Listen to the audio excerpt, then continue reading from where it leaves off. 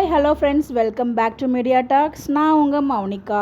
So இன்றைக்கி எபிசோட்லாம் பார்க்கும்போது ரொம்பவே ஃபாஸ்ட்டாக கதை வந்து மூவ் ஆன மாதிரி இருக்குது. ஸோ வேகமான கதை நகர்வுகள் வந்து போன மாதிரி எனக்கு ஃபீல் ஆச்சு. ஏன்னா நேற்று தான் வந்து பார்த்திங்கன்னா விஜய் வந்து சென்னை வந்தார். ஸோ அதை தொடர்ந்து அதோட எதுவுமே காமிக்காமல் ஸ்ட்ரைட்டாக வந்து பார்த்திங்கன்னா அவங்க மதுரையில் இருக்க அந்த ஏதோ ஒரு ஏரியா நேம் சொல்லுவாங்க இல்லையா, அங்கே வந்து போன மாதிரி காமிச்சிட்டாங்க. அங்கே போயிட்டு அவங்க ரிலேட்டிவ்மே மீட் பண்ணியிருக்காங்க.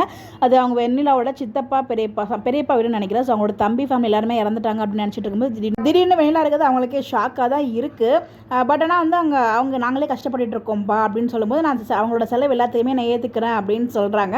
அப்போ தான் வந்து அவங்க சொல்கிறாங்க, எங்கள் ஃபேமிலி கூட அவங்க இருக்கிறத விட அவங்க மாமா ஒருத்தவங்க இருக்காங்க, அவங்க ஃபேமிலி கூட தான் ரொம்பவே நல்லா மிங்கிள் ஆவாங்க அப்படின்னு சொல்லி அங்கே போய் பார்க்குறதுக்கான அட்ரஸ் எல்லாமே கொடுக்குறாங்க.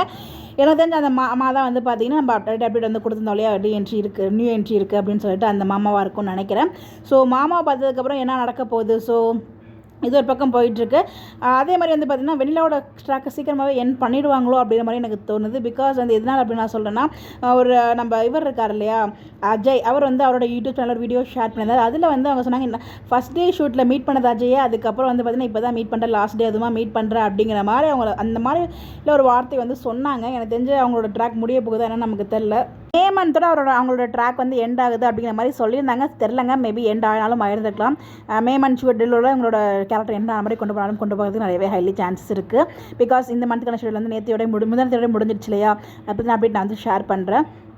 ஸோ நீங்கள் என்ன நினைக்கிறீங்க, வேகமாக மூவ் ஆகிற மாதிரி இருக்கா, இல்லை உங்களுக்கு எப்படி ஃபீல் ஆகுதுன்னு சொல்லி மறக்காமல் கமெண்ட்டில் ஷேர் பண்ணுங்கள். இந்த மாதிரி அப்படியே தெரிஞ்சுக்க நம்மளோட சேனலை ஃபாலோ பண்ணிக்கோங்க. Bye bye.